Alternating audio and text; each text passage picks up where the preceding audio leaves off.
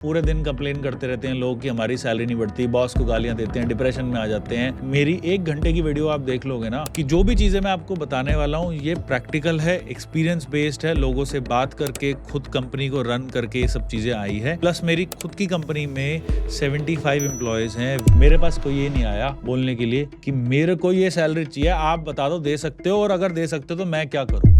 वो स्टूडेंट्स जब 15-16 हज़ार रुपये लगते हैं, 18 हज़ार रुपये लगते हैं, 20 हज़ार रुपये लगते हैं, और वो 2 साल बाद ही 40 हज़ार रुपये काम कर रहे होते हैं, वो 70% चलता है सिस्टम पे, 30% चलता है आपके स्किल पे। तो आपकी सैलरी 80 हज़ार से 1.2 लाख तक के बीच में हो सकती है। तो दिमाग अब खुला आपको कि भाई आपको लग रहा था जी पिक्चर में हम ही शशि कपूर और हम ही अमिताभ बच्चन थे, जबकि पता चला जी पिक्चर में तो आप एक बहुत छोटे से किरदार और बहुत सारी चीजें चल रही है। हम रेज्यूमे देखते हैं, अगर जैसे 5 साल में 6 कंपनी चेंज करिए, मैं कहता हूँ भाई हाथ जुड़वा लो, आप जाओ, हमें नहीं करना आपके साथ काम। यार मेरी सैलरी बहुत कम है, मेरे को अपनी सैलरी बढ़वानी है, मेरी तो ग्रोथ ही नहीं हो रही है, इस कंपनी में तो पैसे ही नहीं देते हैं।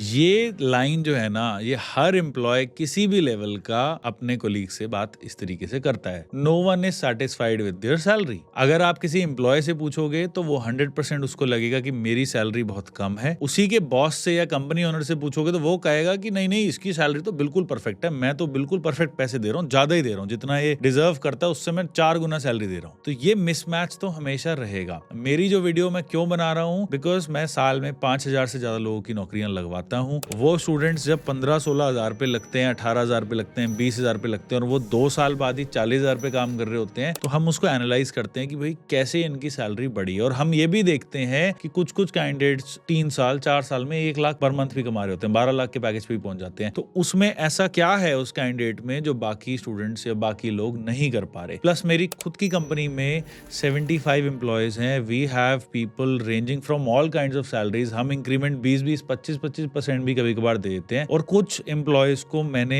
8% इंक्रीमेंट दिया जो इन्फ्लेशन है। तो उसका रीजन है, मैं अपने आप को खुद चीजें बताने वाला हूं कि किस बेसिस पे हम सैलरी इंक्रीमेंट डिसाइड करते हैं। और मैं एक यूट्यूबर नहीं हूं, ये कंटेंट चैट जीपीटी या गूगल का बनाया हुआ नहीं है कि कुछ भी पढ़ के कुछ भी बोल रहा हूं। ये मेरे पर्सनल एक्सपीरियंसेस से बनाया हुआ, मैंने आपको एक शीट भी आपको मैं दिखाऊंगा कि जो भी चीजें मैं आपको बताने वाला हूं ये प्रैक्टिकल है, एक्सपीरियंस बेस्ड है, लोगों से बात करके खुद कंपनी को रन करके ये सब चीजें आई है। बट एक चीज मैं फिर भी बता दूं, सैलरी एक ऐसी चीज है जिसके अंदर कोई फॉर्मूला नहीं है, डेफिनेशन नहीं है, और 100% ऐसा होगा कि किसी की सैलरी थोड़ी सी कम या थोड़ी सी ज्यादा होगी वर्सेस व्हाट ही और शी डिजर्व्स। मतलब अगर लेट्स सपोज आप डिजर्व करते हो 1 लाख पर एनम, तो आपकी सैलरी 80 हज़ार से 1.2 लाख तक के बीच में हो सकती है। अगर उससे ज्यादा या उससे कम है तो डेफिनेटली कुछ ना कुछ इशू है, और वो इशू आज जरूर कवर हो जाएगा। बट सैलरी हमेशा रेंज पे डिसाइड होती है। एक सैलरी के पीछे जो कैंडिडेट है या एक एम्प्लॉय है उसको लगता है कि भाई हर चीज ना मेरे ऊपर डिपेंडेंट है। मतलब आज मैं एम्प्लॉय हूं, एंड ये सबसे इंपॉर्टेंट पार्ट है इस वीडियो का, कि एम्प्लॉय को लगता है कि सारी चीजें मेरे पे डिपेंडेंट है। मैंने ये काम करा, मैंने ये स्किल्स गेन कर ली, मैंने ये कर लिया, मैंने वो कर लिया, और मुझे इस चीज की सैलरी इतनी नहीं मिली। जबकि इस वीडियो से मैं बताना चाहता हूं कि भाई आप तो सिर्फ 30% पार्ट हो इक्वेशन के, 70% तो कंपनी पे डिपेंडेंट है। और ये चीज कोई भी यूट्यूब पे कोई वीडियो सर्च कर लो, सैलरी के ऊपर कोई वीडियो नहीं है, कैसे सैलरी बढ़वानी है उसके ऊपर भी कोई वीडियो नहीं है। एंड मैं आपको बस एक रिक्वेस्ट देता हूं कि आप ये पूरी वीडियो देखना, बीच में मत छोड़ना, बिकॉज मैं स्ट्रक्चर्ड वे में वीडियो नहीं बनाता, मैं कोई भी चीज कभी भी बोल देता हूं। तो आप पूरी वीडियो देखो, 100% फायदा होगा। और यार पूरे दिन कंप्लेन करते रहते हैं लोग कि हमारी सैलरी नहीं बढ़ती, बॉस को गालियां देते हैं, डिप्रेशन में आ जाते हैं। मेरी 1 घंटे की वीडियो आप देख लोगे ना, 100% आई कैन से कि अगर आप स्टेप को फॉलो करोगे और पूरी इक्वेशन समझोगे किस बेसिस पे सैलरीज डिफाइन होती है, आपको कुछ ना कुछ फायदा जरूर होगा। सैलरी ना बढ़े तो दिमाग पे शांति जरूर आ जाएगी कि भाई जितनी मिल रही है उतनी ठीक है या ठीक नहीं है, और आगे मुझे क्या करना है वो पता होना बहुत जरूरी है। तो पहली चीज जो मैं आपको कह रहा हूं कि सैलरी ग्रोथ जो है, एम्प्लॉइज को लगता है कि सब कुछ हमारे ऊपर है, मैंने ये करा, मैंने ये स्किल्स कर ली, मैं इतना समझदार हूं, मैंने अब एमबीए भी कर ली, और मुझे सैलरी क्यों नहीं बढ़ी। इनफैक्ट आधा इंडिया घर बैठे बैठे एमबीए कर रहा है, डिस्टेंस से एमबीए चल रही है बहुत लोगों की। मेरे खुद के एम्प्लॉयज ऐसे हैं जो एमबीए के पेपर देने के लिए छुट्टियां मांगते हैं हर 4 महीने में, एंड उनको लगता है कि जैसे ही मेरी एमबीए खत्म होगी मैं उनकी सैलरी बढ़ा दूंगा। और मैं खुद बताने वाला हूं, अगर मेरे एम्प्लॉयज भी ये देख देख रहे हैं वीडियो, मैं कोई सैलरी नहीं बढ़ाने वाला, जस्ट बिकॉज आपने एक डिग्री अचीव कर ली घर बैठे बैठे, जिससे मुझे कोई फर्क नहीं पड़ रहा, जिसकी आपकी भी रियल वर्ल्ड स्किल्स में उससे कोई फर्क नहीं है। आपने सिर्फ एक सर्टिफिकेट, एक डिग्री खरीद ली पेपर देके, उससे किसी को कुछ फर्क नहीं पड़ने वाला और कंपनी उसके 1 रुपया भी आपको नहीं देने वाली। तो वो MBA का कोर्स भी यूजलेस, आपको डर लग बैठ जाएगा कि यार ये क्या बोल रहा है भाई, आदमी ये कह रहा है जी कि हमारे MBA खत्म करने से हमारी कोई सैलरी नहीं बढ़ेगी, बट मैं रियलिटी बोल रहा हूँ आप, और मैं पूरा आपको एक ऐसे डीप इनसाइट्स देने वाला हूँ, मैं आपको ऐसी डीप इंडस्ट्री सीक्रेट्स बताने वाला हूँ जिससे लिटरली दिमाग खुल जाएगा कि अच्छा भाई इस वजह से हमारी सैलरी नहीं बढ़ रही या कैसे बढ़ानी है। ओके, तो सबसे पहले आते हैं रियलिटी के ऊपर कि सैलरी ग्रोथ, मैंने कहा लोगों को लगता है कि जी सब कुछ मेरा है, मेरे बेसिस पे ही कंपनी सैलरी बढ़ाएगी, ऐसा नहीं है। कंपनी आपके माँ बाप नहीं है कि आपने 4 दिन घर पे बर्तन मांज लिया, काम अच्छा कर लिया, सुबह टाइम पे उठ गए तो पिताजी आपको चॉकलेट देंगे। Companies are not your parents, companies work only on profitability. ठीक है, तो सिस्टम समझो सबसे पहले कि सैलरी ग्रोथ जो होती है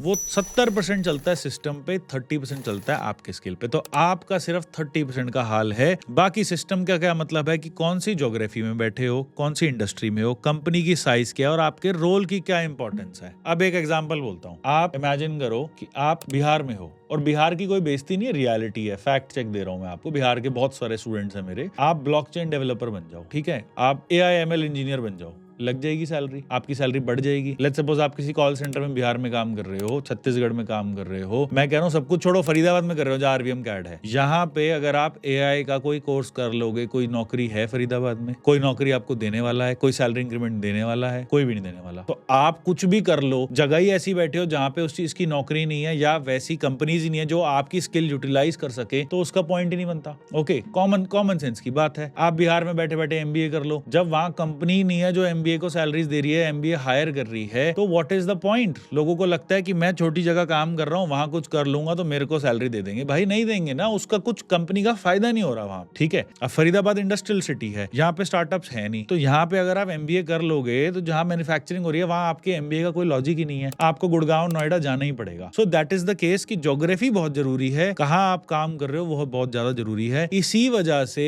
लोग इंडिया इसलिए छोड़ते हैं, इसलिए नहीं छोड़ते कि भाई इंडिया गंदा है, करप्शन है, वो सब चीजें तो है ही, बट उसके ऊपर एक और चीज है कि कभी कभार जो टॉप लेवल इंजीनियर है वो कहते हैं ना भाई ब्रेन ड्रेन हो रहा है, लोग बाहर जा रहे हैं, दूसरी कंट्री में जा रहे हैं, भाई उसको वो सैलरी, उसकी स्किल्स, IIT का लड़का, बिट्स पिलानी का लड़का, IIM का लड़का, उसने जो सीखा है वो इंडिया में अगर ढंग से यूटिलाइज नहीं होगा तो वो बाहर जाएगा, दैट इज वेरी ऑब्वियस। तो इंडिया में सिर्फ 3-4 शहर है, मुंबई, बैंगलोर, पुणे एंड प्रोबेबली गुड़गांव, जहां पे आपको हाई पेइंग सैलरीज मिलती है। तो 150 करोड़ के देश में, इतना बड़ा देश है, उसमें सिर्फ 4 शहर में आपको एक ऐसी सैलरी मिल सकती है जहां 50 लाख 1 करोड़ के पैकेजेस हैं। अगर आप उन शहर में नहीं हो तो फिर कहानी खत्म हो जाती है। तो बहुत मैटर करता है ज्योग्राफी। दूसरा, इंडस्ट्री, हाई मार्जिन है वर्सेस लो मार्जिन है। अब इंडस्ट्री बदलना, मैं ये नहीं कह रहा इंडस्ट्री बदल दो, पर भाई जहां पे सबसे ज्यादा पैसा बाहर ही है लोग, जैसे फाइनेंस हो गया या आपका AI हो गया या टेक इंडस्ट्रीज हो गई, वहां पे फंडिंग आती है, वहां पे पैसा आता है, वहां पे सैलरीज इंक्रीज होती है, बहुत जल्दी इंक्रीज होती है। और रही बात मैन्युफैक्चरिंग इंडस्ट्री की, इवन एजुकेशन इंडस्ट्री की, यहाँ मार्जिन ज्यादा नहीं होते, तो सैलरी ग्रोथ भी उसी हिसाब से होगी, क्योंकि भाई एक कंपनी एक नदी की तरह है, उस चीज को ध्यान रखो। नदी बहती है, बहती हुई नदी से पानी आप निकालोगे, जितना पानी बहेगा उतना पानी निकाल सकते हो। इट्स नॉट अ लेक, तालाब नहीं है कि निकालते रहो भरता रहेगा, नहीं, नदी है, नदी सूख जाएगी तो आप भी सूख जाओगे। So it works like that कि इंडस्ट्री का क्या मार्जिन है, किस इंडस्ट्री में काम कर रहे हो। तो मुझे लगता है कि भाई, और इंडस्ट्री में भी फर्क होता है भाई। एक और चीज बता दूं, आप आज मैकेनिकल इंजीनियर हो और मैंने बोला टेक में पैसा है, तो ये नहीं कि जी टेक का कोर्स करके हमने जी जावा सीख लिया अब हम बन जाएंगे बिल गेट्स, ऐसा नहीं होने वाला। क्योंकि टेक इंडस्ट्री में बहुत ज्यादा ले ऑफ भी होते हैं, जहां सैलरीज ज्यादा है। आज आप देख लो, गूगल, अमेजॉन 2-2, 3-3, 10-10 हजार लोग निकाल रहा है, क्योंकि उनपे पैसा जितना जल्दी आता है उतना जल्दी जाता भी है। वर्सेस मैकेनिकल सिविल में इतनी स्टेबिलिटी है कि जिसका 10 साल का एक्सपीरियंस हो गया उसकी नौकरी जाती नहीं है, वो गवर्नमेंट जॉब की तरह बन जाता है। तो रिस्क वर्सेस रिवॉर्ड वाली चीजें होती है। सैलरी ग्रोथ लो है, बट नौकरी में तो बैठे हो ना, उसका भी तो मैटर करता है। वो जब 2 साल बेरोजगार होकर घूमेगा तब वो 0 कमा रहा है, आप अपने 12 लाख पे भी खुश हो। तो बहुत सारी चीजें मैटर करती है। कंपनी साइज, कौन सी कंपनी में हो आप, छोटे से कॉल सेंटर में काम कर रहे हो, IIM बैंगलोर से कर लोगे, तो वो कॉल सेंटर वाला वो बेचारा क्या देगा आपको सैलरी। तो कंपनी के साइज से भी मैटर करता है कि इस कंपनी की कितनी औकात है कि मुझे सैलरी दे पाएंगे, उससे भी मैटर करता है। जस्ट बिकॉज आपने कुछ कर लिया और आपको लगता है जी मेरा सैलरी बढ़ जाएगी, आप देखो कि कंपनी की ग्रोथ रेट क्या है, क्या प्रॉफिटेबिलिटी है, किस तरीके से काम हो रहा है। और last and not the least कि भाई तुम्हारे रोल में कोई इंपॉर्टेंस भी होनी चाहिए और आप में भी कुछ कैपेबिलिटी होनी चाहिए। लेट्स सपोज मेरे पास कोई सोशल मीडिया वाला बंदा है और हमारा काम सोशल मीडिया में, we are very popular. Social media वाला अगर मेरा बंदा लीव करता है या मैं उसको अच्छी सैलरी ग्रोथ नहीं देता तो मेरे बिजनेस को डेफिनेटली फर्क पड़ेगा। लेट्स सपोज अब मेरे पास एक अकाउंटेंट है, तो अकाउंटेंट जो एक मेरी कंपनी के रोल के हिसाब से, मेरी कोई कंपनी का ऐसा काम नहीं है कि बहुत ज्यादा उसमें हाई लेवल अकाउंट्स चाहिए, तो वो कोई और भी आ जाएगा। तो मैं जरूरी नहीं है कि भाई अगर मैं अपने टेक वाले बंदे को या सोशल मीडिया वाले मार्केटिंग वाले बंदे को 20% इंक्रीमेंट देता हूं तो मैं अकाउंटेंट को 10% भी दे सकता हूं, क्योंकि मेरी कंपनी में उसकी रिक्वायरमेंट नहीं है। तो कंपनी टू कंपनी डिपेंड करता है कि कहां पे मेरी लायबिलिटीज हैं, कहां पे मेरे को लोगों को टिका के रखना है, वरना वो भाग जाएंगे। तो मेरे एंगल से भी सोचो, अकाउंटेंट सोचता है जी हमें नहीं मिल रही सैलरी, भाई आप एक ऐसी जगह काम कर रहे हो जहां अकाउंटेंट्स की इतनी नीड नहीं है या इतनी उनका ऐसा काम नहीं है। भाई अब मेरे को आईपीओ लॉन्च करना है जहां पे मेरे को हर चीज की अकाउंटिंग करनी है, तो फिर मेरी रोल बढ़ जाएगा। तो मेरी कंपनी के अंदर भी अगर मैं आगे शेयर बाजार में अपने शेयर लॉन्च करना चाहता हूं तो फिर मुझे अकाउंटेंट के साथ सीए भी बिठाना पड़ेगा, कंपनी सेक्रेटरी भी बिठाना पड़ेगा, ताकि वो सारी फाइलिंग करें, पेपर वर्क करें। तो जो स्टेज पे मेरी कंपनी होगी उस स्टेज पे मैं उस रोल पे इंपॉर्टेंस करूंगा। तो दिमाग अब खुला आपको कि भाई आपको लग रहा था जी पिक्चर में हम ही शशि कपूर और हम ही अमिताभ बच्चन थे, जबकि पता चला जी पिक्चर में तो आप एक बहुत छोटे से किरदार और बहुत सारी चीजें चल रही है। So that is the main thing. जिसको वीडियो बंद करनी है तो यहाँ पे भी बंद कर दो, आपको 90% चीजें समझ आ जाएगी कि तुम क्या सोच रहे हो वर्सेस गेम क्या चल रहा है। अब इसके बाद बढ़वानी कैसे सैलरी, मैं उस पर भी आऊंगा। सो कंपनी किस चीज के लिए पे नहीं करती है ये भी मैं आपको बता दूं। बहुत कॉन्ट्रोवर्शियल है, कोई भी इस बारे में बात नहीं करेगा, पर मैं बताने वाला हूं कि आपकी कंपनी आपको लॉयल्टी के लिए पे नहीं करती। इसका ये मतलब नहीं है कि तुम चोरी कर लो कंपनी से। मैं कह रहा हूं जैसे चाटुकारिता होती है ना भाई, बॉस का चमचा बन जाना, और आप 10 साल से कंपनी में बैठे हो, डजंट मैटर भाई। अगर एक हाई ग्रोथ कंपनी है उसको कोई मतलब नहीं है कि तुम 10 साल से बैठे हो, उसको मतलब है कि ये बंदा मुझे कितना कमा के देगा, कितना आपने टाइम स्पेंड किया, आपकी क्या स्ट्रगल स्टोरी है, घर पे 5 बच्चे हैं आपके, घर में आप ही कमाने वाले हो, डजंट मैटर। इंडिया के लोगों में प्रोफेशनलिज्म ही नहीं है, वहां जाके बोलने लग जाते हैं हमारे घर में बहुत है, मैं अकेला कमाने वाला हूं। डजंट मैटर, उसको बिजनेस चलाना है, चैरिटी नहीं है ना, वो तुम्हारा दोस्त है, तुम्हारा बॉस। कंपनी पे करती है रेवेन्यू ग्रोथ पे। रेवेन्यू ग्रोथ तुम्हारे हाथ में नहीं है, वो कंपनी के हाथ में। उसकी क्या रेवेन्यू ग्रोथ है उस पे डिपेंड करता है। कॉस्ट रिडक्शन आप कितना कराते हो, आप रिस्क कितना रिड्यूस कराते हो, आप कितने स्पीड से काम करते हो, कितने एफिशिएंट हो, आप कितना क्वालिटी प्रोसेसेस में इंप्रूवमेंट करवा सकते हो, आपके कस्टमर्स कितना सेटिस्फाइड हैं। दीज आर द थिंग्स जिससे कंपनी आपको रिवॉर्ड करता है।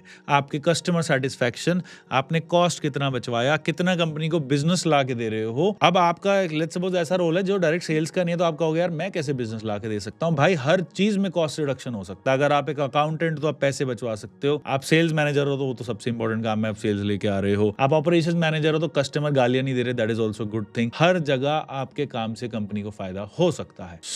मैं सिक्योरिटी गार्ड की बात नहीं कर रहा हूँ कि भाई वो रात को जाग के चक्कर कितने मारेगा, वो जॉब्स की बात नहीं कर रहा हूँ मैं, स्किल्ड बेसिस की जॉब्स की बात कर रहा हूँ कि क्या होता है। ठीक है, दूसरा इंक्रीमेंट वर्सेस जंप। दिमाग में समझो कि भाई साहब इसमें एक और चीज, अगर कंपनी का इंक्रीमेंट है तो 3% से 15% होता है, और रेयर केसेस में एक्सेप्शनल परफॉर्मेंस में 20 से 30% होता है। बट अगर आप जॉब चेंज मारते हो तो ऑब्वियसली आपका ज्यादा इंक्रीमेंट होगा, 30 से 100% भी होता है। बट इसको लोग इतना गलत तरीके से लेते हैं, इनको लगता है जी नौकरी बदल के हमारी जॉब लग जाएगी। नहीं भाई नहीं, ऐसा नहीं होने वाला। ये 30% से 100% जॉब चेंज करने में तब है जब दूसरी कंपनी आप जैसा बंदा ढूंढ रही हो दिन रात करके, ऐसे जॉब रोल के लिए जिसकी डिमांड हो। जैसे आज के टाइम पे एआई इंजीनियर्स हैं, उनको हर टेक कंपनी ढूंढ रही है, और वो भी ऐसा नहीं कि हर 3 महीने में 100% करते रहो, अगले बिल गेट्स तुम ही हो, ऐसा नहीं होने वाला। एक जंप का भी एक लॉजिक होता है। अगर आप ज्यादा जंप मारोगे ना तो भगोड़ा आपको कहलाया जाएगा, कि हम तो भगोड़े देखते ही भगा देते हैं। हम रेज्यूमे देखते हैं, अगर जैसे 5 साल में 6 कंपनी चेंज करिए, मैं कहता हूँ भाई हाथ जुड़वा लो, आप जाओ, हमें नहीं करना आपके साथ काम।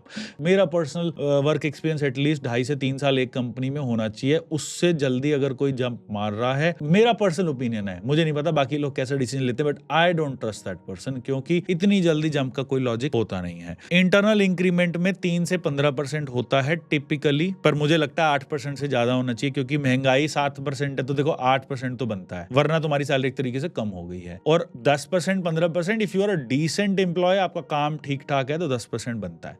20 से 30% लोगों को लगता है हर साल बढ़ जाएगा, वो बहुत लो सैलरी में बढ़ता है। जैसे 15,000 की है तो चलो 20% 3,000 ही तो हुए, वहां हो जाएगा। बट इसका ये मतलब नहीं है कि हर साल तुम्हें 20% इंक्रीमेंट मिल जाएगा। भाई अगर तुम 18-22 पे आ गए तो हर साल फिर 10-10% ऐसे करके भी बढ़ता है। तो इसके लिए दिमाग लगाना, ये नहीं कि आपने तो ये बोला था पर ये हो गया। मैंने बोला था जी एआई नौकरी नहीं खाएगा, फिर मैंने एक वीडियो डाली कि जी इस चीज में एआई आ गया, लोग कह रहे आप तो कह रहे थे नहीं आएगा। भाई ऐसा नहीं होता, मैंने कहा था कि भैया टाइम लगेगा आपकी नौकरी जाने में आए की वजह से, ये नहीं कहा था कि कुछ होगा ही नहीं। Okay, so use your brain when I am telling you something. हर चीज के पीछे एक और छुपी हुई चीजें होती है, तो थोड़ा कॉमन सेंस लगाना पड़ेगा। ओके, सो सैलरी की मैंने एक मैट्रिक्स भी बनाई है कि सैलरी ग्रोथ जो है वो टायर 1 सिटीज में बहुत अच्छा खासा ग्रोथ होता है। टायर 1 सिटीज मतलब आपकी दिल्ली हो गई, बॉम्बे हो गई, बैंगलोर हो गई, दीज आर टायर 1 मेट्रोज। वैसे बैंगलोर अपने आप को टायर 2 कहता है, I don't know why, but it is definitely a tyre 1 city जहां पे स्ट्रॉन्ग डिमांड है, बहुत सारे एम्प्लॉयर्स हैं, इकोसिस्टम है। टायर 2 सिटीज जैसे आपकी लखनऊ हो गई, फरीदाबाद हो गई,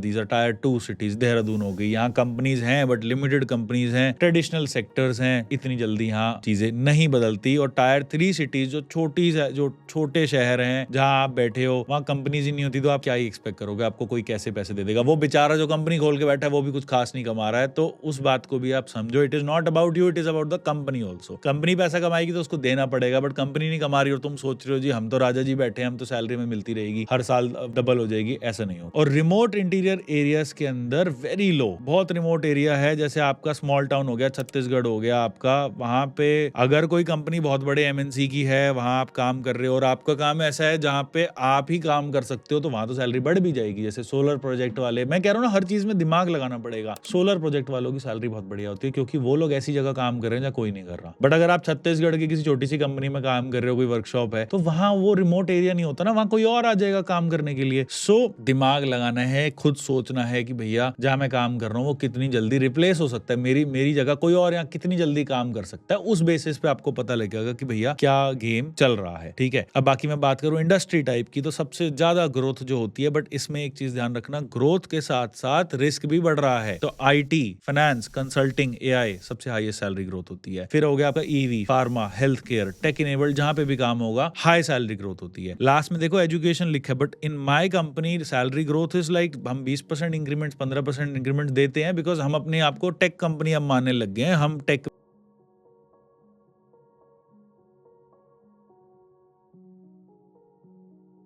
से ज्यादा होने वाली है। छोटा इंस्टीट्यूट है, ट्यूशन सेंटर है, कोचिंग है, even IAS institute, these are not tech companies, इसमें कुछ टेक वाला पार्ट नहीं है। कोर मैन्युफैक्चरिंग कंस्ट्रक्शन में लो टू मीडियम ग्रोथ होती है, बट मैंने कहा ना स्टेबल बहुत है, बहुत स्टेबल है, मतलब नौकरी जाती नहीं है, तो स्टेबिलिटी के लिए आप सैलरी कम ले रहे हो, इस तरीके से होता है सब कुछ। ठीक है, कंपनी की बात करें, अगर एमएनसी या बिग कॉर्पोरेट्स हैं, सैलरी पोटेंशियल गुड है, हाई है, आपको स्ट्रक्चर्ड सब कुछ मिलेगा। बड़ी कंपनीज में ऐसा नहीं है जी आप ही सरताज हो, आप जैसे टाटा मोटर्स है, वहां पे किसी की कोई नहीं सुनता। It's such a big company कि आप कोई अलग से वहां कोई सितारे तो होने की आपको कोई बहुत ज्यादा सैलरी दे देगा, सबको साथ में ही चल के चलना पड़ेगा, क्योंकि आपको दी तो 5,000 आपके जैसे वहां बैठ। पर एक स्टार्टअप में बहुत पोटेंशियल है, startup has a big potential, क्योंकि वहां काम होता है आर पार, पर जल्दी जल्दी निकाल भी देते हैं, स्टार्टअप फेल हो जाते हैं, तो बहुत रिस्क है। तो जैसे ही मैं कह रहा हूँ, मतलब इसका कोई वो नहीं है, कोई फॉर्मूला कि भैया हाँ जी सैलरी भी बढ़ जाए, नौकरी भी ना जाए, गाड़ी भी मिल जाए वहां कंपनी में है, वहां की लड़की भी तुमसे सेट हो जाए, शादी भी वहीं हो जाए, ये सब सपनों में होता है, ऐसा नहीं होगा भाई। तो फंडेड स्टार्टअप जो होते हैं हाई रिस्क होते हैं, हाई रिवॉर्ड होते हैं, रैपिड ग्रोथ होती है, सैलरी भी बढ़ जाती है टाइम से, मतलब क्विकली बढ़ जाती है, but again it's a very high risk thing, लोगों को निकाला बहुत जल्दी जाता है। और अगर एक मिड साइज स्टेबल कंपनी है तो डिसेंट ग्रोथ है, प्रेडिक्टिव एनवायरनमेंट है। मिड साइज कंपनीज, बहुत सारी कंपनीज हैं ऐसी जिनका 200-300 करोड़ का टर्नओवर होता है। एमएनसी है 5,000-6,000 करोड़ वाली, टर्नओवर के लिए आप गूगल कर सकते हो भाई टर्नओवर कितना, उससे आपको पता लग जाएगा भाई मतलब क्या है। और एमएसएमई जो होती है जिनका turnover 10 crore, 5 crore, family run है, लिमिटेड बजट है, वहां ज्यादा आपका ग्रोथ नहीं हो पाएगा, बट स्टेबिलिटी बहुत है, क्योंकि उन पे स्ट्रक्चर ही नहीं होता हायरिंग का, वो किसी और बंदे को ला ही नहीं सकता। उसके बाद एक बहुत ज्यादा इंपॉर्टेंट चीज आ जाती है रोल की क्रिटिकलिटी, कि आपका रोल कितना क्रिटिकल है। लोगों को लगता है, हर एम्प्लॉय को लगता है, मैं ना एम्प्लॉयज को इसमें कुछ बोल रहा हूँ ना बिजनेस को इसमें बोल रहा हूँ, बट एक बहुत बड़ा लोगों में होता है कि हमारे बिना कंपनी नहीं चल पाएगी। ये हर एम्प्लॉय में होता है, और मैं कह रहा हूँ जिस दिन तुम्हें ऐसा लगना लग गया कि मेरी बिना कंपनी नहीं चल पाएगी, आई थिंक उससे ज्यादा टॉक्सिक, उससे ज्यादा बेकार सोच रखने वाला कोई एम्प्लॉय नहीं हो सकता कि उसके बिना कंपनी नहीं चल पाएगी, बिकॉज वो ईगो है। ईगो कभी नहीं रखनी अपनी रोल क्रिटिकलिटी को डिफाइन करने के लिए। अगर आपको लग रहा है कि मेरे बिना कुछ नहीं हो सकता, तो आपसे ज्यादा गलत कोई नहीं है। और अगर आपको लग रहा है कि हाँ जी मेरे रोल की अच्छी इंपॉर्टेंस है, मैं रिस्पॉन्सिबिलिटीज उठा रहा हूँ, मैं कंपनी के लिए काम कर रहा हूँ, मेरे काम में कोई इश्यूज नहीं है, तो then that is a good thing. फिर आप चीज मांग भी सकते हो। अगर आपकी अटेंडेंस परफेक्ट है, आपके clients clients they are all happy, आपके ऊपर कोई डिसिप्लिनरी इश्यूज नहीं है, आपकी ठीक ठाक आपका रिव्यू आ रहा है, परफॉर्मेंस रिव्यू आ रहा है, so that is a good enough reason कि आप एटलीस्ट 15% इंक्रीमेंट तो मांग ही सकते हो। That is what I am saying. अगर आपको लग रहा है कि जी मैं तो मेरी तो तारीफें ही तारीफें हो रही है, मैं तो जी बहुत ज्यादा मुझे अवार्ड्स मिल रहे हैं हर महीने, मैं तो कुछ अलग ही काम कर रहा हूं and everything is dependent on me but without the ego, तो आप 20% भी इंक्रीमेंट कर सकते हो। बट 20% के बाद आपको और ज्यादा परफॉर्म करना पड़ेगा। तो अपनी एक्सपेक्टेशंस भी ध्यान रखना कि ऐसा नहीं है कि हलवा है भाई, जो जितना मीठा डालोगे उतना मजा आएगा, डायबिटीज भी हो जाती है एक टाइम के बाद। So it is a very complicated scenario. अब रोल क्रिटिकलिटी में 3 चीज मैंने लिखी। अगर बिजनेस बंद हो जाता है आपके जाने से, तो बहुत हाई लेवरेज रोल है, बहुत स्ट्रॉन्ग सैलरी पोटेंशियल है, ठीक है। 99% ऐसा कोई रोल होता नहीं है जिसके जाने से बिजनेस बंद हो जाए। बट हाँ, बहुत छोटी कंपनी है भाई, 2 पार्टनर है, 3 बंदे हैं और एक बंदे के जाने से हो जाएगा, बट इतनी छोटी कंपनी आपको सैलरी भी कहां से देगी, तो वो भी एक पॉइंट आ जाता है। बट अगर बिजनेस स्लो हो जाएगा सिग्निफिकेंटली, तो ठीक ठाक लेवरेज है, आपके पास एक अच्छा ग्रोथ लेवर है। और अगर एक बिजनेस को कोई भी फर्क नहीं पड़ता, जैसे मेरी कंपनी में एक रिसेप्शनिस्ट, मेरी अगर रिसेप्शनिस्ट देख रही है तो प्लीज आप बुरा मत मानना, आई एम जस्ट सेइंग कि आपके जाने से मुझे फर्क नहीं पड़ेगा, तो मैं आपको 15% तो नहीं दूंगा, मैं 10-12% दे दूंगा। That is the thing. So किसी के जाने से फर्क नहीं पड़ता, तो फिर ऑब्वियसली कोई क्यों पैसे देगा, इतने ज्यादा इंक्रीमेंट क्यों देगा? 8% दे देगा आपको भी, 8% महंगाई है, 8% वो अपने रेट बढ़ा रहा है, उसका 8% रेवेन्यू बढ़ रहा है, वो 8% आपको सैलरी दे देगा। अब बात करते हैं स्किल्स की। बहुत ही ज्यादा जरूरी, लोगों को लगता है कि हमारे स्किल्स के आने से हमारी सैलरी बढ़ जाएगी, जो ठीक भी है, it is right, that is the only way, और कोई तरीका नहीं है भाई। अगर आपको लग रहा है कि मुझे वजन कम करना है तो भाग दौड़ करके ही होगा और डाइट करके होगा, there is no other way, ठीक है। बट भाग दौड़ करके डाइट करके आप ऋतिक रोशन जैसे नहीं दिखोगे, जैसा वो धूम में दिख रहा था, राइट। तो हर चीज के अंदर, जैसे मैंने बताया, एक स्टेटमेंट मैंने दे दी, तो वो सत्य वचन नहीं है, उसके अंदर बहुत सारे अप्स एंड डाउन चीजें होगी। तो अगर आपकी स्किल जो है, लेट्स सपोज, मैंने एक लाइन भी लिखी है कि not all skills are equal, कुछ स्किल्स ऐसी है जो आपको बिजी दिखाती है और कुछ स्किल्स ऐसी है जो वैल्यूएबल है। और अगेन वैल्यू की बात हो रही है कंपनी के लिए, नॉट फॉर यू। आपको लगता है जी मैंने इंग्लिश सीख ली तो मेरी सैलरी बढ़ जाएगी, तुम्हारे कंपनी अगर दैनिक भास्कर है, जो हिंदी न्यूज़पेपर है, तो तुम्हारा इंग्लिश सीख के क्या फायदा होने वाला है? That is the whole game. तो वो स्किल्स होनी चाहिए कंपनी के लिए। अगर आपके पास कोई भी तरीके की सॉफ्टवेयर स्किल्स है अपने डोमेन में, मेरे हिसाब से एक बहुत अच्छी स्किल है। सॉफ्टवेयर स्किल्स के लिए हमेशा जाओ। अगर आप मैनुअली काम कर रहे हो, एक्सेल पे कर रहे हो, सॉरी नॉट एक्सेल, एक्सेल तो सॉफ्टवेयर है, अगर रजिस्टर में कर रहे हो तो एक्सेल सीखो, एक्सेल पे कर रहे हो तो सीआरएम सॉफ्टवेयर सीखो। Software skills are very very important. In fact बहुत सीनियर लेवल के लोग मेरे पास इंटरव्यू के लिए आते हैं, 1.5 लाख 2 लाख सैलरी वाले, उन लोगों को सॉफ्टवेयर चलाने नहीं आते बेसिक, और मैं उनको हायर नहीं करता, बिकॉज मुझे टेक के जमाने में बंदे ऐसे चाहिए जो सॉफ्टवेयर से कंफर्टेबल हो। कुछ लोग ऐसे होते हैं जिनको व्हाट्सएप ग्रुप बनाना भी नहीं आता, होते हैं ऐसे लोग। So we don't need people like that. Tech का जमाना है, सॉफ्टवेयर स्किल्स आनी चाहिए, ऑटोमेशन का कुछ ना कुछ आना चाहिए। अब ऑटोमेशन का मतलब आपका काम कैसे जल्दी हो सकता है। अगर मैनुअल डेटा एंट्री कर रहे हो तो आपको कोई सॉफ्टवेयर आना चाहिए जिससे वो चीजें जल्दी हो जाएं। सो that is very important. Domain अगर आपका जो है उसमें स्पेशलाइजेशन होनी चाहिए। अगर आप एआई में कुछ सीख रहे हो तो एआई में डीप में जाओ, ईवी में कुछ सीख रहे हो तो डीप में जाओ, उसमें जितने स्किल बेस्ड कोर्सेज हैं वो सीखो। डेफिनेटली उससे फायदा होगा, ऐसा नहीं हो सकता कि उससे फायदा ना हो। बट अगेन, अगर आपने वो स्किल सीख ली और कंपनी ऐसी नहीं है जो स्किल को यूटिलाइज कर सकती है तो कंपनी बदल लो। शहर ऐसा है जो नहीं यूटिलाइज हो सकता तो शहर बदल लो। देश नहीं हो सकता तो देश बदल लो। आपको ऐसी जगह जाना जहाँ इस स्किल की एक रिटर्न आपको मिल पाएगा, और ऑब्वियसली वो मिलेगा। अगर आप कंपनी को पैसा कमा के दोगे तो वो भी आपको देगा। कोई बेवकूफ होगा। एक चीज लोगों को लगता है कि यार कंपनी ना, हाँ एक और चीज है, बहुत सेंसिटिव चीज बता रहा हूँ। लोगों को लगता है जी कंपनी पैसे कमाती है, हमें पैसा नहीं मिलता, कंपनी जो है वो सारा जेब में रख लेती है। It does not work like that भाई। कंपनी के ऊपर हजारों खर्चे हैं, हजारों खर्चे हैं। आपका खर्चा आपकी फैमिली का होगा, आने जाने का होगा, समझ रहे हैं हम वो बात, बट कंपनी के ऊपर वो तो है ही, प्लस उसके ऊपर इतने खर्चे हैं कि मैं गिनवाने लग गया तो आप सोच भी नहीं पाओगे, इतने खर्चे हो जाते हैं, पहली चीज। दूसरा, कोई बेवकूफ एम्प्लॉयर होगा जो खुद कमा रहा है, ग्रोथ हो रही है और अपने एम्प्लॉयज की ग्रोथ नहीं करेगा, बिकॉज वो भागेंगे। तो मेरे हिसाब से अगर एक समझदार एम्प्लॉयर है तो वो एक इंक्रीमेंट देना उसका बनता है। कोई बहुत ही बड़ा बेवकूफ होगा कि उसकी कंपनी 200% रेवेन्यू हर साल ग्रोथ ला रही है और वो एम्प्लॉयज को 5% दे रहा है। नहीं होता ऐसा, 99% नहीं होता। और जहां अगर हो रहा है तो फिर तो छोड़ने के लिए आपको पूरा यू हैव द फ्रीडम कि आप वो छोड़ भी सकते हो। Plus business and money skills, आप समझिए कि आपको देखना है आपकी कंपनी पैसा कैसे कमाती है, किस तरीके से ये लोग पैसा कमाते हैं और मैं कहां पे फिट हो सकता हूं। ठीक है, आपको बेसिक फाइनेंस फाइनेंस पता होना चाहिए कि ये कैसे पैसा कमा रहे हैं, किस तरीके से इनकी सेल्स कवर हो रही है, प्रोजेक्ट मैनेजमेंट ये किस तरीके से कर रहे हैं, कैसे ये कॉस्टिंग करा रहे हैं, कैसे ये नेगोशिएशन कर रहे हैं। अगर आप आ रहे हो जी हमें तो करना है 9 to 5, हमें नहीं फर्क पड़ता कंपनी डूबे,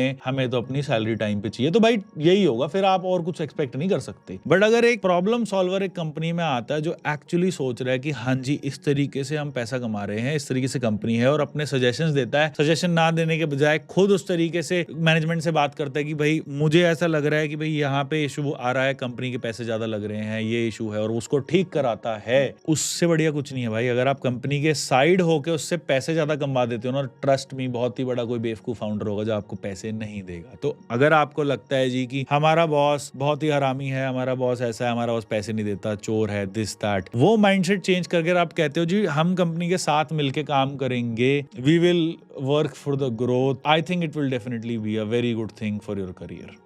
इट इज वेरी गुड। अगर नेगेटिविटी रखोगे हमेशा दिमाग में कि नहीं जी ये एक अलग साइड है कंपनी, हम एक अलग साइड है, तो वो अलग ही रहेगा, फिर वो मैच नहीं कर पाएगा। Plus communication is very very important. Communication से ऊपर तो कुछ है ही नहीं। एमबीए क्या है? एमबीए से बड़ा कोई जुमला नहीं है। एमबीए लिटरली आपको कोट पैंट पहनना और ईमेल भेजना सिखाता है। That's it, that is what MBA is. दुनिया एमबीए क्यों कर रही है? 2 साल में कोई बिजनेस करना सिखा देगा क्लासरूम में बैठ के? नो। इनफैक्ट बेस्ट बिजनेसमैन जो होते हैं उन्होंने किसी ने भी एमबीए नहीं कर रखा। एमबीए है कैसे मेल लिखनी है, कैसे कॉन्फ्लिक्ट्स को मैनेज करना है, उसमें केस स्टडीज कराते हैं, भाई ये हो गया तो ऐसा करेंगे, ये हो गया तो वैसा करेंगे। So these people get refined. Personality बहुत मैटर करती है, और हर कंपनी में जिसकी सबसे अच्छी पर्सनालिटी है, जो इंग्लिश बोल लेता है, जो सूट टाई पहन के आता है, कहीं ना कहीं वो आपसे ज्यादा ग्रो करेगा ही करेगा। तो these things matter a lot. आपकी कम्युनिकेशन, आपके कपड़े, आपकी लीडरशिप, कितनी आप में मैच्योरिटी है, टाइम के साथ आती है, और उसके लिए आप एमबीए करो या वैसे मैच्योरिटी दिखाओ, पॉलिटिक्स ना करो। ऐसे लोग कंपनीज को बहुत पसंद है जो कोई पॉलिटिक्स प्ले नहीं करते, गॉसिप नहीं करते, काम पे फोकस करते हैं। दोज आर गुड थिंग्स जो हर कंपनी उसको वो करती है। In fact personally I hate people, मेरे कंपनी में भी ऐसा, मेरी कंपनी कोई स्पेशल नहीं है कि भाई सारे बहुत बढ़िया लोग काम करते हैं। ऐसे हमने तो ऐसे लोग भी हायर करे हैं जिन्होंने पूरी कंपनी तबाह करने की कोशिश भी करी थी। खैर वो कर नहीं पाए obviously, because rest of the people are nice, we are very nice, but there are people जिनको बहुत मजा आता है पॉलिटिक्स करने में, जिनको बहुत मजा आता है एक दूसरे की चुगलियां करने में। एंड आई थिंक ये लोगों को बहुत बड़ा कोई इशू है, खुद से ही तभी वो आगे उसको प्रोजेक्ट करते हैं। सो आपको प्रोफेशनल क्लियर कम्युनिकेशन रोल में रहना चाहिए, आपको अपने काम से मतलब रखना चाहिए। जितना आप पॉलिटिक्स में पढ़ेंगे उतना ज़्यादा आपके नेगेटिव पॉइंट्स बनेंगे। अब मैं आपको देने वाला हूं step by step salary increment strategy. बहुत ज़्यादा जरूरी है। सबसे पहले आप समझो कि आपकी करंट पोजीशन क्या है। स्टेप बाय स्टेप सीधा मैं शुरू कर रहा हूं। आपका करंट सीटीसी क्या है, आपके सीटीसी का, आपके एक्सपीरियंस की सैलरीज क्या है। पहले देखो कितने पानी में हो। आपको लग रहा है जी हम 15,000 कमा रहे हैं, हमारी होनी चाहिए लाख। आप पहले देखो कि आपके रोल वाला भी 15 ही कमा रहा है फॉर एग्जाम्पल, या 40 कमा रहा है, या 80,000 कमा रहा है। फिर आप देखो कि आप अंडर पेड हो, फेयरली पेड हो, कि भाई स्लाइटली ओवर पेड हो। क्या आप कमा रहे हो, क्या व्हाट इज हैपनिंग, आपको पहले पता चलेगा। तो सिर्फ अपने से मत सोचो, उस रोल में देखो कि क्या सैलरीज मिलती है। फिर देखो आपकी कंपनी हमारी जो है उसका ट्रैक रिकॉर्ड क्या है। कंपनी ऐसी तो नहीं है जो सैलरी 10 दिन लेट दे रही है, 15 दिन लेट दे रही है हमेशा सैलरी डेट से। ऐसी तो नहीं है जो एम्प्लॉयज को पैसे भी नहीं देती निकालने के बाद। ऐसी तो नहीं है कि भाई सैलरी बढ़ी ही नहीं है, 10 साल से कुछ ऐसे लोग बैठे जिनकी सैलरी नहीं बढ़ी है। That should not happen. तो पहले ये चीजें आप एनालाइज करो, इससे आपको एक स्टार्टिंग पॉइंट मिलेगा। उसके बाद आप सैलरी सीलिंग पे जाओ, फिर पता करो ठीक है जी हम इतने हैं, हम इस पोजीशन पे हैं, और आप देखो जी इसके ऊपर जो है कहां तक सैलरी की सीलिंग है, मैक्सिमम कितनी सैलरी की सीलिंग है, ये पता करो। तो जो आपका डिपार्टमेंट है, जो आपका रोल है, आपके शहर में या आसपास के शहर में, आप देखो अब हम कैट डिजाइनर्स की नौकरी लगाते हैं, हमारे पास भी कैट डिजाइनर्स हैं, we employ a lot of people. मुझे पता है फरीदाबाद में 50,000 से ज्यादा किसी की सैलरी नहीं है कैट डिजाइन में, इम्पॉसिबल। उसके बाद वो प्रोजेक्ट मैनेजमेंट रोल में चले जाते हैं, तो सिर्फ जो डिजाइन कर रहा है 50,000 उसकी सीलिंग है। पुणे में भी 8 लाख पर एनम, 8 लाख हो गए कितने, 60-70 हजार रुपए। अगर हम बैंगलोर चले जाएंगे तो 11 लाख, क्योंकि बैंगलोर के अंदर खर्चे बहुत ज्यादा हैं। मुंबई में भी 11-12 लाख हो जाएगा। तो अगर पुणे का 8 लाख और मुंबई का 12 लाख सेम चीज है, पहली बात वो भी समझो। सीलिंग देख लो कि क्या है। उसके बाद अगर आपका ऑलरेडी का सीलिंग के पास है सैलरी, या तो देखो बहुत दूर है, आपकी सैलरी है 35,000 और कोई और कंपनी इस रोल पे दे रही है 1.5 लाख रुपए, फिर तो छोड़ना बनता है भाई। फिर तो आप छोड़ो, फिर तो आप दूसरी जगह अप्लाई करो, सैलरी बढ़वाओ। आप 1.5 लाख है और आपकी है 1,35,000, फिर आप देखो कि मेरे को फिर अपने आप को अप्रूव करना है, फिर कंपनी को गाली देके कुछ नहीं होने वाला। You will have to upgrade yourself. आपको या तो जॉब स्विच मारनी पड़ेगी, या लोकेशन चेंज करनी पड़ेगी, या आपको कोई नया रोल उठाना पड़ेगा, वो भी नई स्किल के साथ, क्योंकि आप फंसे पड़े हो फिर यहाँ पे। तो ये आपको पूरा देखना पड़ेगा। और ये नहीं रातों रात हो जाए, बस आज अप्लाई करा कल नौकरी लग गई। भाई 6 से 12 महीने का कोई प्लान बनाना पड़ेगा कि नेक्स्ट 6 महीने में व्हाट आई विल डू। उसमें आपको प्रोजेक्ट्स लेने पड़ेंगे। आप डिस्कस करो ना, you discuss with your senior, मुझे सैलरी अपग्रेड चाहिए, क्या करूं आप बताओ, मैं करके दिखाऊंगा। मैं लोग क्या, सबसे बड़ी चीज बताऊं, छोड़ो ये वीडियो का सबसे मेन पॉइंट है, वीडियो खत्म। उसके बाद लोगों को लगता है जाके पैसे मांगेंगे और हमें मिल जाएंगे। वो टारगेट नहीं मांग रहे। आज तक मेरे साथ 8 साल से काम कर रहा हूं, मैं करवा रहा हूं लोगों से, मेरे पास कोई ये नहीं आया बोलने के लिए कि मेरे को ये सैलरी चाहिए, आप बता दो दे सकते हो, और अगर दे सकते हो तो मैं क्या करूं। और अगर मैं 6 महीने बाद ये करके देता हूं तो बढ़ा देना सैलरी। आज तक नहीं आया कोई भी बंदा। They don't want to put them at a level of risk कि भाई हम काम करके दिखाएं, इतना बड़ा काम हम कर रहे हैं, हमने आज तक किसी को काम करके नहीं दिखाया, तुम कौन होते हो। ये एटीट्यूड अगर तुम रखते हो ना, कुछ नहीं होने वाला भाई। आप पूछिए, आप बताइए सर मैं 35,000 रुपए काम कर रहा हूँ, मुझे 70,000 रुपए कमाने हैं, आप बताओ आप दे सकते हो। मैंने मना कर दिया भाई, मेरी कंपनी ग्रोथ के हिसाब से मैं कर ही नहीं सकता ये रोल। ठीक है, ओके, तो सर मैं 3 महीने बाद फिर कंपनी छोड़ रहा हूं, मैं और जगह देखना स्टार्ट करूंगा, ये बोल दो। या जी आप बोल दो ठीक है सर। अगर मैंने बोला हाँ मैं दे सकता हूं, तो आप बोलो सर मेरे को क्या करना है। And if I tell them भाई तू ये हैंडल कर, मुझे ये इश्यूज नहीं आने चाहिए, ये सीख ले, और 6 महीने बाद वो बंदा करके आता, दुनिया का सबसे बड़ा बेवकूफ मैं आऊंगा अगर मैंने उसको इंक्रीमेंट नहीं दिया, क्योंकि उस बंदे ने करके दिखाया है भाई। So you need to take that responsibility. 6 महीने बाद की क्या, 6 महीने में क्या बदल जाएगा। आप 6 महीने ले लो टाइम और करके दिखाओ, दैट्स इट। अगर उसके बाद करने के बाद भी नहीं करा तो कंपनी छोड़ो, जूता मारो उनके मुंह पे। Sorry, don't do that, but समझो मेरी बात से कि मैं क्यों गर्म हो रहा हूँ इस चीज के, कि आप पहले रिस्पॉन्सिबिलिटी उठाने वाले बनो। आपकी कंपनी फिर उसको अगर नहीं करती तो छोड़ो। 99% कंपनी में दिमाग है तो करेगी, ये भी मैं आपको 100% बता दूं। देखिए मैंने बोला आपको अलाइन विद योर मैनेजर, आप मैनेजर से अपने आप को अलाइन करो कि भाई मुझे ये पहुंचने में क्या करना है। सिंपल, उससे सिंपल कुछ भी नहीं है। फिर आपका स्टेप 5, एग्जीक्यूट करो, डॉक्यूमेंट करो, कम्युनिकेट करो। ये भी बहुत इंपॉर्टेंट है। तुम काम करते रहो गधे की तरह, तुम उसको डॉक्यूमेंट नहीं करोगे, कम्युनिकेट नहीं करोगे, कुछ नहीं हो पाएगा। मैं किसी को बोल रहा हूँ भाई तेरे को ये सॉफ्टवेयर सीखना है, इतनी रिस्पॉन्सिबिलिटी उठानी है, तेरे को मेरा एरर परसेंटेज 40 से 20 करना है। फॉर एग्जांपल 20% होने के बाद तुमने मेल नहीं डाली और वो बंदा तुम्हारा सीनियर भाग गया, तो तुम तो खत्म हो। क्या करा फिर तुमने? फिर तुम उसको बोलोगे भाई मैंने ऐसा करा था, मेरी ये बात हुई थी। प्रूफ कहाँ है? सीनियर ही चला गया, बॉस भाग गया, तो तुम्हारा क्या रहेगा? तुम तो वीर ज़ारा वाले वो बन गए ना, शाहरुख खान, जो वो जेल में बैठे हो, क्योंकि तुम्हारा वो पता ही नहीं है, तुम्हारा वो मेजर जनरल जिसने तुम्हें भेजा था वो खुद ही चला गया। So you have to document, you have to communicate, ये चीजें आपको सोचनी पड़ेगी। एंड अगर सिस्टम नहीं पे कर सकता तो फिर मूव करो, ठीक है। स्पेशल केसेस की मैं पहले ही इस वीडियो में कर चुका हूँ कि स्पेशल केसेस क्या क्या बनते हैं। किसी रिमोट लोकेशन में काम कर दिया भाई, मैं लेट्स सपोज ऐसी जगह ब्रांच खोल लूँ, मैं लेट्स सपोज चाइना में खोल लूँ एक ब्रांच, और मैं किसी एम्प्लॉय को भेजूं, तो मैं उसको दूंगा यार सैलरी, वो चाइना में जाके वहां का खाना खाएगा, जिएगा, उसको मिलेगी सैलरी। ये एक्सट्रीम केसेस हैं, मैं जनरल केसेस की बात कर रहा हूं, that this is how it work. Okay, so कुछ हार्ड ट्रूथ्स हैं, ये फाइनल है हमारी वीडियो का कि क्या क्या है। जैसे अगर आपकी 2 से 3 साल में सैलरी बढ़ ही नहीं रही है तो कुछ ना कुछ इशू है, आपको कंपनी बदलनी पड़ेगी, वो एनवायरमेंट ठीक नहीं है। दूसरा, good work in a bad system will not create a good salary. अगर सिस्टम हिला हुआ है, आप काम अच्छा कर रहे हो, टॉक्सिक लोग हैं, बॉस बदतमीजियां कर रहा है, पर्सनल रिमार्क्स दे रहा है, ऑब्वियसली आपको छोड़ना चाहिए। वहां पे आप अपने आप को बोल रहे हो बॉस मुझे 6 महीने काम दे दो एंड यू नो मेरे को आप इवेल्युएट करो, ऐसे आदमी से एक्सपेक्ट करना भी नहीं है जो खुद ही टॉक्सिक हो। तो ये सब जो मैंने चीजें बोली, ये है प्रोवाइडेड एक प्रोफेशनल वर्क एनवायरनमेंट हो। का मतलब ये है कि लोग रिस्पेक्टफुल हैं, गाली गलौच नहीं होती,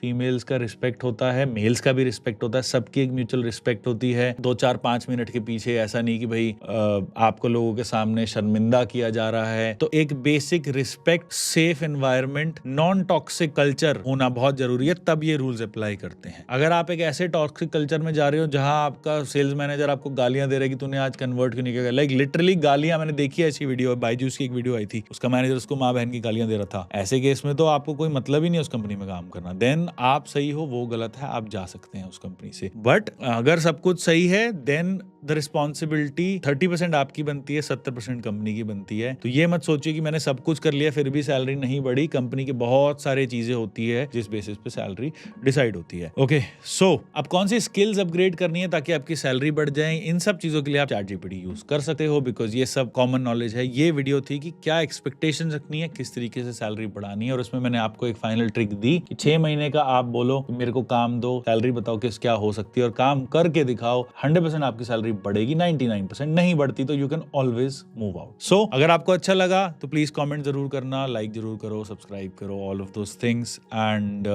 और ऐसी वीडियोस बहुत सारी आती रहेगी।